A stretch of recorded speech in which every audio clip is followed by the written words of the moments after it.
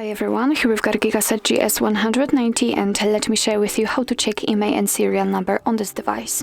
So actually we've got two different ways which we can use in order to check those unique numbers. The first one is the shortest one and it will require the secret code, and the second is within the settings, and of course I'll show you both. So let me begin with the secret code. Let's open the dialer because this is the place where we will enter it, and let me enter the code, which is *#06#. And as you can see, the device's information just pops out, and here we can check both IMEI numbers for both SIM slots and also a serial number attached to this device. Let's tap on OK, and let me show you another way to check those numbers. If for some reason the secret code won't work, then you will still be able to check them.